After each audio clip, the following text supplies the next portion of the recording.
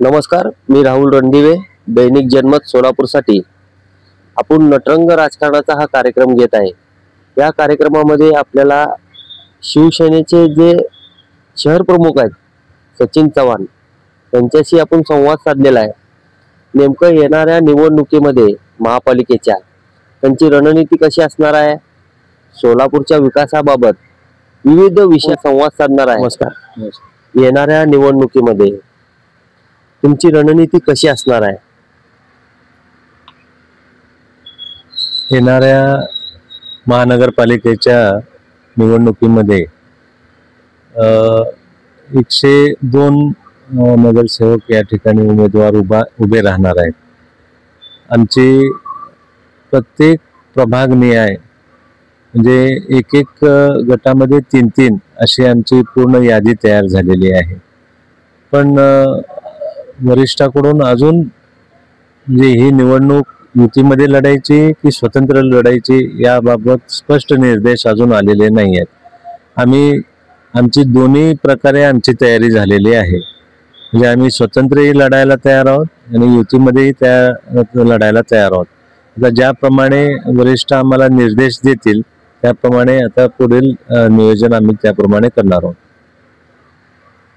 येणाऱ्या निवडणुकीमध्ये युती होईल अगर ना होईल त्याचा भाग नंतरचा, पण तुम्ही शिवसेना म्हणून जनतेसमोर शहराचे काय मुद्दे घेऊन जाणार आहेत? शहरातील विविध मुद्दे आज मितीला आपल्याला पाहायला मिळतील। वेगवेगळे भागातले मुद्दे वेगवेगळे आहेत। हद्दवाढ भागातले विषय वेगवेगळे आहेत। ते जनतेच्या मनातले प्रश्न घेऊन आम्ही त्या ठिकाणी प्रत्येक प्रभागने आम्ही त्या ठिकाणी जाणार आहोत। यामध्ये आमच्या लाडक्या बहिणी, माननीय आमचे मुख्य नेते किंवा तत्कालीन मुख्यमंत्री ज्यावेळेस लाडक्या बहिणीची जी योजना सुरू केली त्या योजनेच्या माध्यमातून आम्ही प्रत्येक घरापर्यंत ऑलरेडी पोहोचलेलो आहोत। ज्या पद्धतीनं विधानसभेला लाडक्या बहिणीनं मोठी साथ दिली त्याचप्रमाणे तुम्हाला येत्या महानगरपालिकेच्या निवडणुकीमध्ये सुद्धा सरप्राइझिंगली शिंदे साहेबांच्या मागे लाडक्या बहिणी मोठ्या ताकदीने उभं राहतील असा आम्हाला ठाम विश्वास आहे। येणाऱ्या निवडणुकीमध्ये तुम्ही लाडकी बहीण ही योजना घेऊन शिवसेना जाणार आहे। साहेब, विमानतळ झालं, अजून आपल्या सोलापूरचं एसटी स्टँड अजून अद्याप झालं नाही। अगदी बरोबर आहे तुमचं। मध्यंतरी आम्ही विजापूर रोड मध्यवर्ती गणेशोत्सव मंडळ यांच्या माध्यमातून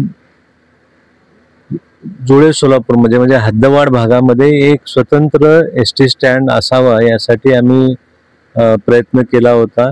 यामध्ये विजय शाबादी असतील किंवा त्यांची पूर्ण टीम असतील यांनी भरपूर प्रयत्न केलाय। आता तुम्ही म्हणल्याप्रमाणे एअरपोर्ट झालेला आहे। आता आमचा पुढचा उद्देश आहे की आता सोलापूर भौगोलिकदृष्ट्या वाढत आहे, त्यामुळे ह्या हद्दवाढ भागात एक एसटी स्टँड होणं गरजेचं आहे। आम्ही आता त्या दृष्टीने प्रयत्न नक्कीच करणार। मध्यवर्ती ठिकाणी एसटी स्टँड असायला पाहिजे असं लोकांचं म्हणणं होतं।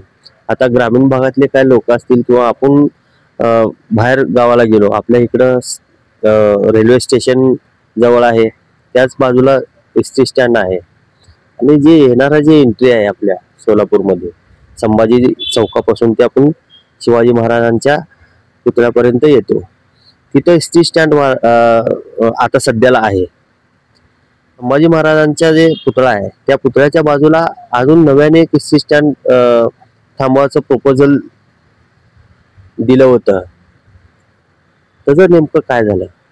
नाही, छत्रपती संभाजी महाराज यांच्या पुतळ्याजवळचं जे प्रपोज्ड आहे ते विचाराधीन आहे। काही त्याला तांत्रिक अडचणी असल्यामुळे ते थांबलेलं आहे, ते होऊन जाईल। पण आमचं मुख्य उद्देश काय आहे की तुम्ही आता सांगितलं की ग्रामीण भागातले लोक जेव्हा एसटी साठी येतात त्यावेळेस त्यांना तिकडं स्टँडकडे म्हणजे तिकडं छत्रपती शिवाजी महाराज पुतळ्यांकडे तिकडे जावं लागतं। हा आमचा उद्देश आहे की ह्या भागातच एखादा एसटी स्टँड झाला की इकडचा जो येणारा भाग आहे, लोक आहेत ते इकडच्या इकडेच थांबून त्यांना सोयीचं प्रवास होईल. दुहेरी पाईपलाईनचं काम पूर्ण झालं, पण पाणी येणार, साठवणार कुठं, हा एक मुद्दा महत्वाचा होता. आणि तिकडं 800 कोटीचा जे डीपी प्लॅन आहे, 800 कोटीचा ड्रेनेज लाईनचा असेल, पिण्याच्या पाण्याचा प्लॅन, ते आपण शासनाला पाठवून दिला होता. अद्याप त्याचं अजून काय झालं काय. मी एक एक मुद्द्यावर घेतो. आधी तुम्ही दुहेरी पाईपलाईनचं सांगितलं.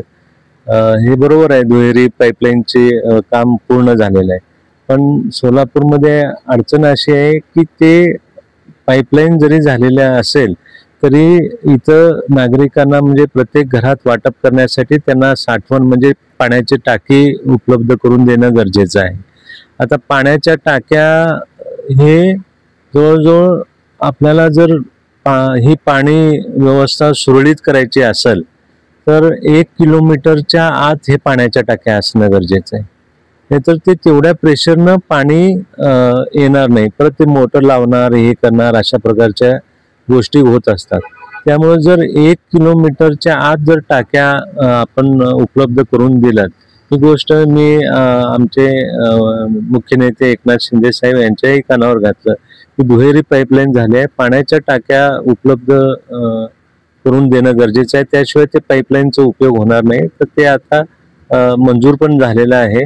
येत्या काळात आपल्या सोलापूर शहरामध्ये भरपूर पाण्याच्या टाक्या निर्मित झालेल्या आपल्याला दिसेल. आमदारकी इलेक्शनला 25 जागा तुमच्यासाठी असं देतो असं भाजपाने म्हणलं होतं. नेमकं त्या फडणवीस सरांपाशी बैठकीमध्ये काय घडलं होतं की बाबा 25 जागा तुम्हाला महानगरपालिकेचे जागा आहेत, ते तुम्हाला 25 जागा देऊन आम्ही युतीमध्ये लढू असं म्हणलं होतं. नेमकं काय त्याचं? विधानसभा निवडणुकीच्या वेळी भारतीय जनता पार्टीनं 25 जागा ह्या आपल्या घटक पक्ष शिवसेनेला देतो म्हणून त्यावेळेस बोलले होते. आमचे शिवसेनेचे जिल्हा प्रमुख माननीय अमोल बापू शिंदे हे त्यावेळेस त्या मीटिंगला म्हणजे हजर होते. आणि या बाबतीत मला वाटते आमचे जिल्हा प्रमुख तुम्हाला जास्त सविस्तर माहिती देऊ शकते. साहेब, शिवसेनेची सत्ता होती, म्हणजे शिवसेनेचे मुख्यमंत्री होते एकनाथभाई शिंदे. त्यावेळेस सोलापूर शहरासाठी किती कोटीचा निधी आणला गेला आणि किती कोटीचे कामं झाले सोलापूर शहरामध्ये? माननीय एकनाथभाईजी शिंदे साहेब जेव्हा मुख्यमंत्री होते त्यावेळेस 200 कोटीच्या वर कामं या ठिकाणी सोलापूर शहरात झालेले आहे. विविध कामं वेगवेगळ्या भागात रस्त्याचे म्हणा, सुशोभीकरणाचे म्हणा, हे मोठ्या प्रमाणात कामं या सोलापूर शहरात झालेले आहे. येत्या काळात आम्ही हद्दवाड भागामध्ये एक सांस्कृतिक भवन उभारणीसाठी आम्ही त्यांना निवेदन केलेलं आहे. आणि आमचा मेन आता टार्गेट तेच राहणार आहे की येत्या काळामध्ये हद्दवाड भागामध्ये एक सांस्कृतिक भवन होणं गरजेचं आहे. त्यासाठी आम्ही प्रयत्न करणार. साहेब, तुम्ही म्हणल्यासारखी संस्कृती भवन तयार व्हावं, पण साहेब हातदोड भागामध्ये अजूनही रस्ते नाहीत. ते लोक तिकडले टॅक्स भरतात, कर भरतात, रस्ते नाहीत. रस्ते, पाणी हेही पाहिजे लोकांना. अगदी बरोबर आहे. काय होतं, हद्दवाड भाग तुम्ही जेव्हा म्हणता त्यावेळेस जेव्हा एखाद्या एक सोसायटी झाली त्या सोसायटीमध्ये सगळ्या सुखसुविधा पोहोचेपर्यंत एक नवीन सोसायटी झालेली असते.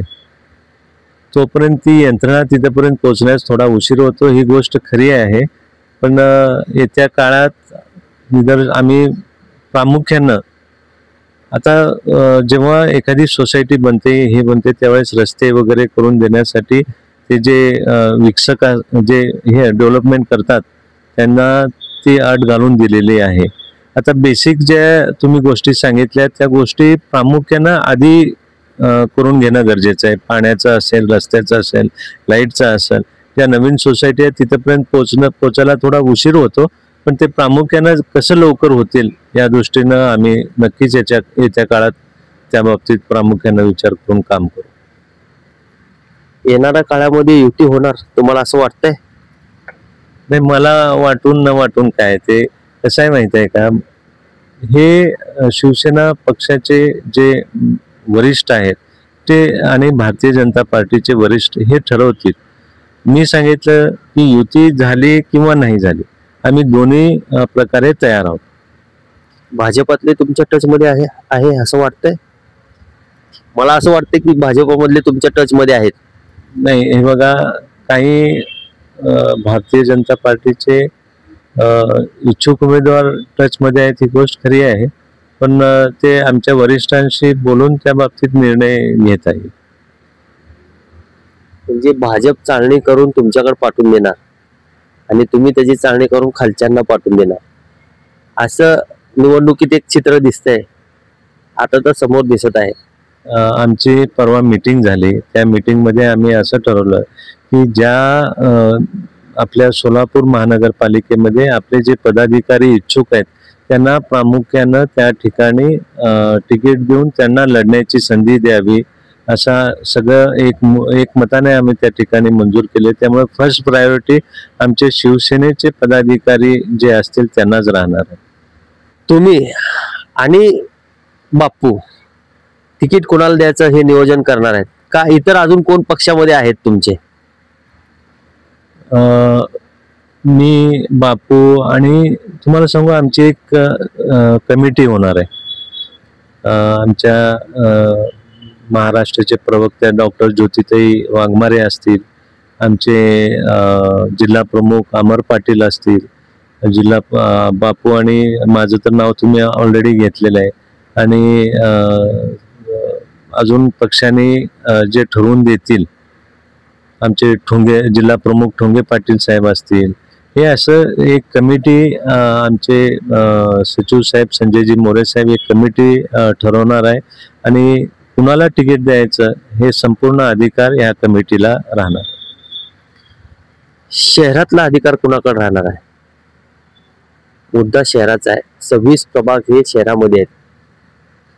जास्तीत जास्त अधिकार कुणाकडे राहणार आहे? अमोल बापू शिंदे का चव्हाणाकडे राहणार आहे? कमिटीकडे राहणार आहे. ही कमिटी जी आहे ना त्याच्याकडेच राहणार आहे. त्यात मी पण कमिटीचा भाग आहे, बापू आहेत, अमर पाटील आहेत, ठोंगे पाटील साहेब आहेत. हे सगळे जी कमिटी आहे ना त्या कमिटीचा हा निर्णय असेल. आमच्याकडं असं नाही की मी ठरवणार, असं काही नसतं. कमिटी ठरवेल आणि त्याप्रमाणे पुढचे निर्णय होतील. साधारणपणे आपल्याकडे भाजपाचे नगरसेवक किती टच मध्ये असतील तुमच्याकडे? नाही, हे तुम्हाला आता येत्या काळात कळेल की किती नगरसेवक टच मध्ये आहेत काय. येत्या म्हणजे फार थोड्या दिवसात तुम्हाला लक्षात येईल. भाजपातले जर तुमच्याकडे आले मग भाजप विरुद्ध भाजप अशी निवडणूक होईल? नाही, भाजप विरुद्ध भाजप कसं होईल? ते आमच्याकडे आल्यावर धनुष्यबाण घेऊन उभं राहणार ना. पण ते मी तुम्हाला काय सांगतोय की आधी आमच्या जे पदाधिकारी आहेत है ना त्यांना आधी आम्ही तिकीट देणार आहोत, आणि त्यांना घ्यायचं का नाही हे वरिष्ठांशी निर्णय घेऊन आता ते फायनल होणार. पण जोपर्यंत ते आमच्याकडे येत नाहीत किंवा ते परवानगी मिळत नाही तोपर्यंत आम्ही आता असं नाही सांगू शकत. ऐन वेळेस जिथं मग भाजप तिकीट दिलं नाही म्हणून तुमच्याकडे मी येतो असं जर म्हणत असतील, काय चुपार स्तंभ भाजपामधले असतील तुमच्याकडे, तिकडे मिळालं तर मला ठीक आहे, नाहीतर मी तुमच्याकडे येतो, म्हणजे काट्यावर फुल्यासारखं तुम्हाला वाटणार नाही का? नाही, तुम्ही म्हणताय ते बरोबर आहे. आता लोकांची महत्वाकांक्षा असते की आपण नगरसेवक व्हावं, पण एका तिकिटावर एकच जण लढू शकतात. इच्छुक भरपूर असेल तर त्या ठिकाणी अशा गोष्टी होऊ शकतात. पण या बाबतीत पूर्ण निर्णय आमची कमिटी घेते. कमिटीला वाटलं की आपण त्यांना घेऊन आपण होऊ शकत असेल तर ते आम्ही त्या ठिकाणी करू, पण तो अखेर मी सांगू शकणार नाही, पण तो शेवटचा निर्णय कमिटी घेईल. धन्यवाद साहेब.